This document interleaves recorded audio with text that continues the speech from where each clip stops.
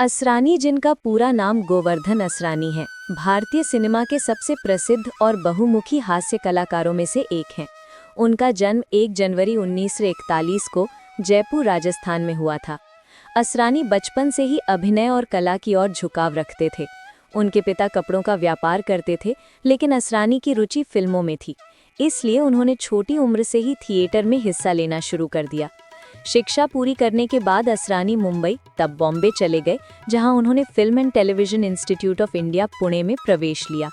वहां से अभिनय की औपचारिक ट्रेनिंग लेने के बाद उन्होंने अपने फिल्मी सफर की शुरुआत की। असरानी ने 1960 के दशक में फिल्मों में छोटे छोटे रोल करना शुरू किया। उनका शुरुआती दौर संघर्ष से भरा था, लेकिन उनकी मेहनत और प्रतिभा ने उन्हें जल्द ही बॉलीवुड में पहचान दिला दी। असरानी ने 1967 में फिल्म हरे कांच की चूड़ियां से अपने करियर की शुरुआत की। इसके बाद उन्होंने मेरा नाम जोकर, आप बीती, बावर्ची और अभिमान जैसी फिल्मों में काम किया। हालांकि असरानी को असली पहचान 1972 में आई फिल्म परिचय और जवानी दीवानी से मिली, लेकिन उनके करियर का सबसे यादगार किरदार था शोले फिल्म का जेलर। हम अंग्रेजों के ज़माने के जेलर हैं। ये डायलॉग आज भी लोगों की जुबान पर है और असरानी को अमर बना गया। असरानी ने अपने करियर में 350 से अधिक फिल्मों में काम किया है और लगभग हर बड़े अभिनेता के साथ स्क्रीन शेयर की है, जैसे राजेश खन्ना, अमिताभ बच्चन, धर्मेंद्र और गोविंदा। उन्होंने सिर्फ कॉमेडी ही नहीं, बल्कि कई फिल्मों में गंभीर और भावनात्मक किरदार भी निभाए हैं। उनकी कॉमिक टाइमिंग, आवाज़ का उतार चढ़ाव और चेहरे के भावों ने उन्हें दर्शकों के दिलों में जगह दिलाई।